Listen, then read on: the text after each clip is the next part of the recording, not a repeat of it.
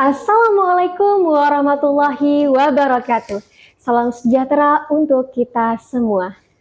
Halo teman-teman, selamat datang di Just Tip, jawaban seputar ilmu pendidikan. Teman-teman, perkenalkan saya Sri Puji Lestari, dan hari ini di episode kali ini saya akan membantu sebagai host. Nah, teman-teman, di episode kali ini saya yakin topiknya akan melekat di benak teman-teman, terutama para guru dan orang tua yang mendengarkan.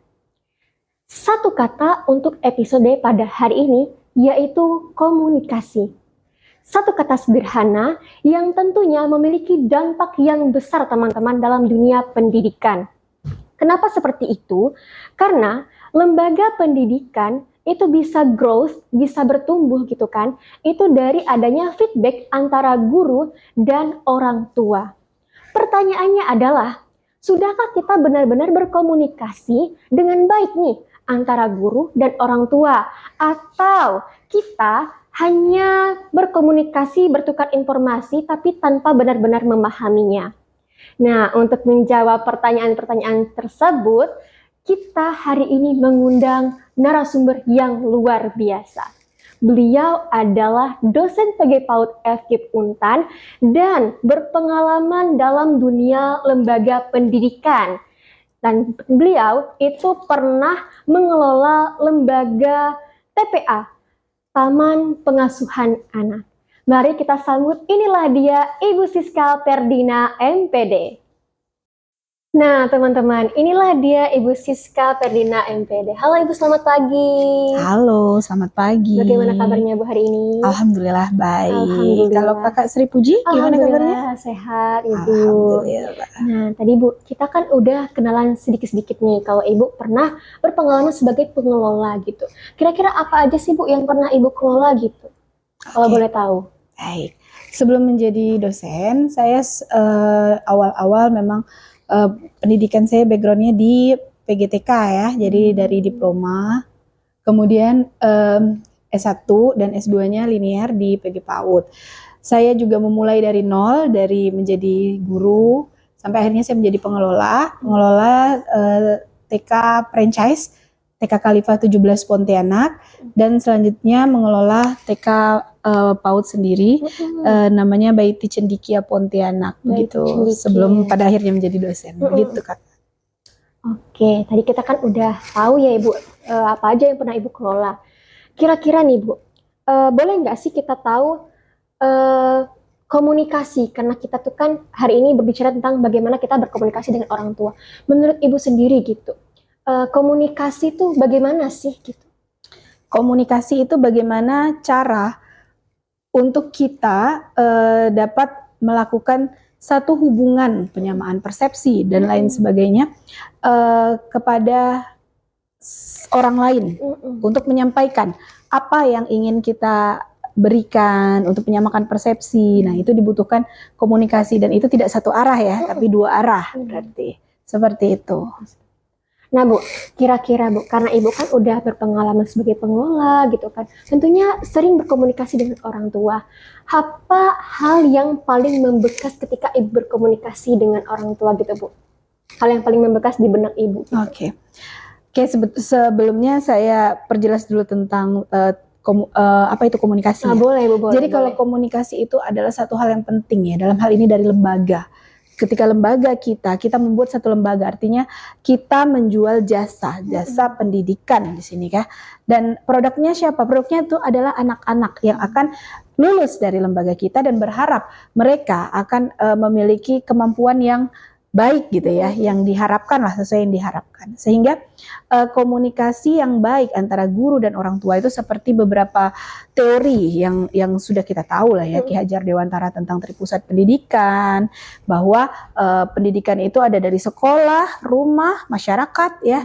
Nah, kalau sekolah itu adalah sinergi antara guru dan orang tua, karena kita tahu kalau di sekolah itu cuma beberapa jam ya kan, selebihnya kan ada orang tua. Nah, bagaimana ketika apa yang diharapkan oleh sekolah ini bisa balance sesuai juga dengan yang diharapkan di rumah seperti itu. Jadi saling bersinergi sehingga anak tidak kebingungan dalam hal ini pola asuh, bagaimana kebiasaan sehari-hari ya. Nah, seperti itu sehingga hal yang paling paling teringat gitu, paling ngerasa berbekas adalah bagaimana seninya sih. Kalau saya membacanya seni, bagaimana seni kita sebagai pengelola, sebagai guru ya, untuk menyampaikan sesuatu kepada orang tua sehingga apa yang kita sampaikan itu dimengerti dan dilaksanakan. Karena kita tahu masing-masing orang itu punya karakter yang berbeda-beda ya. Ada orang yang bisa dengan sangat terbuka tanpa harus effort kita, ada orang yang perlu kita untuk lebih effort lagi gitu. Sehingga kita seni dalam memahami karakter dari orang tua ini dan bagaimana kita mencari waktu yang tepat gitu untuk dapat berdiskusi, membuat kegiatan parenting dan lain-lain dengan orang tua ini, karena untuk menemui, untuk bisa punya waktu kepada mereka tuh kadang sulit ya, karena masing-masing punya kesibukan seperti itu kurang lebihnya. Oke Bu. Nah sekarang Bu, luar biasa sih Bu dari penjelasan Ibu terkait dengan hal yang paling membekas. Nah, kita akan mengulik lebih jauh nih teman-teman. Kira-kira nih Bu, ini kan Bu kita mungkin ini sering disepelekan ya Bu, karena pun tidak teringat oleh guru gitu. Terdapat nih beberapa guru mungkin ya, ini berkomunikasi ketika hanya ada masalah gitu ke orang tuanya, menyampaikan suatu hal itu ketika hanya ada masalah. Kira-kira menurut Ibu itu tuh ada dampak negatifnya enggak sih Bu? Oke, sebelumnya saya pertegas lagi sesuai yang sudah saya sampaikan ya, bahwa untuk menyampaikan sesuatu, berkomunikasi kepada orang lain, itu tuh kalau saya saya mengistilahkan lah ya, itu tuh seni. Seni itu adalah bagaimana kita mengelola itu, kreativitas kita untuk menghadapi orang yang tentu saja karakternya berbeda-beda, ya kan? Nah, jadi kita perlu saling percaya di sini kan. Nah, untuk membangun itu tidaklah serta-merta bisa langsung gitu ya. Nah, sehingga yayasan atau lembaga pendidikan itu seharusnya sudah lebih sering membangun kita harus punya, orang sekarang bilangnya bisa punya saling punya, bisa ngerasa lah ya, sensitivitas gitulah ya. Nah, itu tuh dari awal. Jadi jangan tunggu ada masalah. Tapi dari awal, bagaimana kita menyampaikan visi misi sekolah kita, ya kan? Bagaimana kita menyampaikan kegiatan tahunan yang akan dilaksanakan kepada orang tua, seperti itu tuh udah harus dari awal. Sehingga semakin sering kita punya interaksi dengan orang tua itu kan semakin bagus. Yang pertama saling percaya ya. Jadi dia udah comfort, udah nyaman, ada rasa nyaman dengan guru, sehingga dia lebih terbuka, tidak mendengar apa kata orang. Karena apapun yang terjadi dalam satu lembaga, orang tua ini adalah penyampai yang baik di luar sana. Baik itu kalau hal yang baik, mereka bisa menjadi bagian dari promosi gitu. Promosi, oh sekolah ini bagus gini. Nah, tapi sebaliknya, ketika ada hal yang buruk, itu pun akan sampai juga keluar ya. Sehingga nanti dampak buruknya juga akan ada, walaupun itu mungkin bukan semuanya ya, tidak mewakili semua guru tapi itu personal. Tapi mereka akan sampaikan seperti itu. Maka itu jangan pernah menunggu ada masalah. Jadi dari awal semakin sering semakin bagus. Minimal itu per trimester. Jadi ada kegiatan per trimester itu kita meminta orang tua untuk datang secara face to face untuk melihat perkembangan anak semacam rapot mini. Nah, sehingga tidak menunggu satu semester. Jadi kalaupun ada terjadi masalah dan lain-lain, bisa langsung dikomunikasikan begitu. Ataupun mau lebih bagus lagi pada saat penjemputan atau per 1 minggu dengan, kalau tidak sempat dengan buku penghubung, atau pas ketemu dengan orang tua langsung disampaikan. Ada apapun, sehingga orang tua tuh menjadi nyaman dan bisa terbuka. Itu penting, seperti itu. Artinya kita sebisa mungkin tuh membangun komunikasi sejak awal gitu ya di tahun ajarannya. Nah, kira-kira nih Bu, ada nggak sih Bu orang tua tuh yang kurang merespon gitu Bu? Meskipun kita tuh udah ngajakin komunikasi secara proaktif di awal tahun ajaran gitu, kira-kira? Ada banget malah. Karena gini, beberapa, tapi saya tidak bilang semua ya. Maka tadi saya bilang karakter orang berbeda-beda. Jadi chemistry, nah itu tuh dan tadi yang saya lupa tuh. Chemistry bahasanya tuh saling punya apa ya perasaan hal yang sama gitu. Itu tuh yang kurang. Artinya ketika orang tua ini pasti ngerasa gini, oh apalagi taman pengasuhan anak tadi ya, PAUD dan TPA, dia ngerasa kalau udah menitipkan, kalau udah mengantarkan anak ke sekolah, udah selesai, tanggung jawabnya selesai gitu. Nah sehingga kadang begitu ngantar udah langsung pergi, jemput juga udah langsung pergi gitu. Padahal kan kita perlu ngomong, perlu oh hari ini si A gini bunda, ayah gitu-gitu kan begitu ya. Nah itu apa namanya orang tua yang seperti itu tuh ada, sangat ada sekali. Tapi nah balik lagi. Oke. Jadi seperti apapun orang tua yang tahu anaknya itu seperti apa. Karena kita nggak tahu dia punya riwayat apa gitu kan. Ketika itu insiden itu terjadi dia kaget atau apa. Jadi perlu kita sampaikan. Atau mungkin insiden juga nggak harus selalu kecelakaan dalam hal jatuh kan. Bisa jadi temannya ada bawa udang misalnya dan luput dari kita ternyata dia alergi udang. Itu kan bagian dari kabar buruk juga ya. Entah langsung pipinya merah ya kan, ada reaksi lain. Nah itu kita kasih pertolongan pertama gitu, terus tetap kita sampaikan ke orang tua karena tadi orang tua yang tahu, mungkin dia punya obat khusus atau apa, kita nggak bisa ngambil tindakan sendiri. Jadi meskipun kabar buruk, tapi kita tetap harus bertanggung jawab untuk itu. Nah itulah sebuah lembaga dan cara mengkomunikasikannya balik lagi. Artinya kita tidak menutup-nutupi gitu ya Bu. Harus kita sampaikan apapun yang terjadi di lembaga. Betul. Tapi cara kita menyampaikan itu yang harus kita perhatikan. Betul. Gitu ya Bu. Nah dari tadi Bu kan kita tuh udah lihat dari perspektif gurunya ke orang tua. Nah sekarang kita berbalik kepada bagaimana perspektif orang tuanya ke gurunya. Nah ini kan sebagai pengalaman Ibu sebagai pengelola dan juga orang tua gitu kan. Apa sih sebenarnya tuh yang orang tua inginkan gitu dari guru anak mereka gitu Bu? Oke, baik. Terima kasih. Nah, yang orang tua inginkan tentu sama dengan yang orang inginkan ketika dia mengeluarkan sesuatu.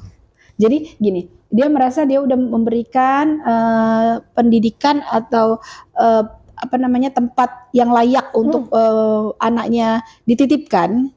Sudah, mohon maaf, dia sudah membayar sesuai dengan apa yang diminta. Tentu dia berharap anaknya itu menjadi perfect sesuai dengan visi misi lah tadi sekolah itu. Nah tentu dia seperti itu kan. Nah dalam prosesnya ini yang kadang-kadang ketika kita tidak membangun komunikasi yang baik, mereka tidak mau tahu prosesnya. Maka itu sebaiknya memang kita harus melibatkan juga orang tua dalam kegiatan pembelajaran di sekolah. Misalnya seperti tadi yang saya bilang, dalam kegiatan setahun itu apa saja, ada field trip kah, ada kemana kah, itu kita perlu bantuan orang tua. Sehingga mereka juga punya rasa memiliki terhadap pendidikan anak di sekolah itu. Gitu, bukan berarti untuk intervensi dan lain-lain, tapi memang kita perlu sinergi kan. Nah jadi salah satunya itu. Jadi orang tua pasti berekspektasi tinggi, wajar, karena dia adalah tadi saya bilang usernya kan, pengguna. Jadi perlu memang ekspektasinya pasti tinggi. Nah selebihnya maka itu kita ajak bersinergi. Nah membangun sinerginya itu memang membangun chemistry juga, saya bilang itu dari awal memang. Jadi di awal masuk kita sudah adakan parenting. Jadi sesuaikan visi misi kita dengan harapan dan ekspektasi orang tua tadi. Apakah sesuai? Kalau sesuai jalan seperti itu. Jadi begitu. Jadi sinergi feedback itu sangat penting sekali. Nah misalnya Ibu, kita tuh udah pengen meminta feedback nih dengan orang tua. Tapi misalnya udah kita chat orang tuanya nggak dibalas gitu kan, udah ditelepon nggak diangkat, bahkan udah diajak rapat untuk kunjungan ke lembaga misalnya kan, tapi tuh nggak datang gitu Bu. Nah menurut Ibu tuh dengan kehidupan sekolah yang seperti itu gitu kan, dari kehidupan orang tua, kenapa sih ada guru ya maaf maksudnya tuh orang tua gitu, orang tua yang kadang tuh absen terhadap perkembangan anaknya gitu tadi. Baik, itulah saya bilang balik lagi kan. Kalau orang tua sudah menitipkan anaknya, hampir rata-rata mereka sudah berekspektasi Pasangan. tinggi ya, dan dia merasa ya udah itu tanggung jawab. Kan saya sudah, mohon maaf ya, kan saya sudah memenuhi kewajiban saya, sudah membayar, sudah memberikan apa yang diminta sekolah, dan kebanyakan begitu, terutama TPA. Nah, seperti itu. Jadi dalam hal ini kita yang harus aktif ya. Jadi kalau menemukan orang tua yang kayak gini, nah orang tua ini jangan sampai lolos. Gitu. Nah, Istilahnya tuh yang orang tua ini nggak boleh lolos. Jadi kalau tidak ada waktu, benar-benar nggak ada waktu, kan pasti dia mengantar dong.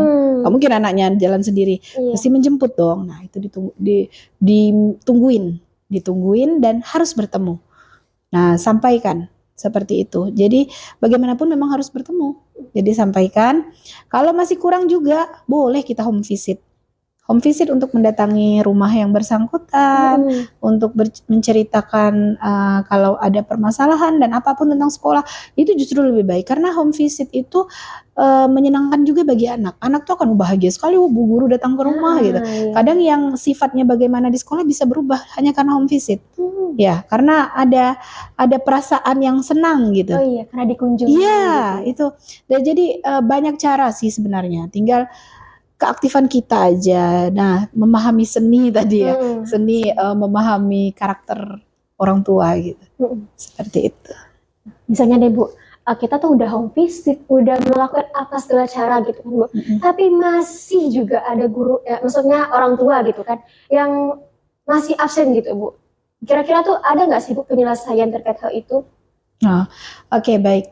Nah, tentu hal tadi tuh didasarkan pada pemahaman visi misi ya di awal.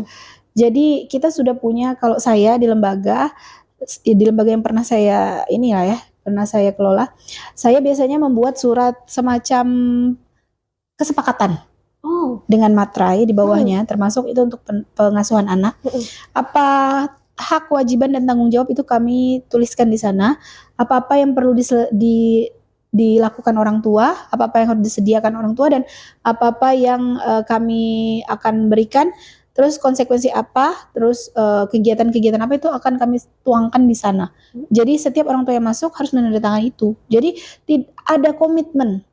Minimal kalau orang tuanya nggak bisa datang, neneknya biasanya, kakeknya, atau omnya, tantenya. Kalau punya kakaknya yang maksudnya sudah lebih besar, kan ada kadang beberapa orang tua yang punya beberapa anak, sehingga ada yang besar, ada yang kecil satu. Nah, biasanya kakaknya pun bisa. Pada akhirnya dengan kesepakatan itu ada sedikit mengikat. Nah itu yang penting. Jadi untuk itu yang kita sedang kita lakukan. Karena apa? Bagaimanapun tanggung jawab orang tua itu tidak boleh lepas, gitu. Karena kewajiban mendidik, terutama dalam Islam juga kan, kewajiban mendidik yang pertama itu kan orang tua. Nah seperti itu. Berapa waktu di sekolah tentu lebih sedikit ya kan, dibanding di rumah, seperti itu. Jadi kita sangat butuh. Nah kalau memang ada orang tua yang seperti itu, nah kita balikan lagi ke kesepakatan tadi di awal.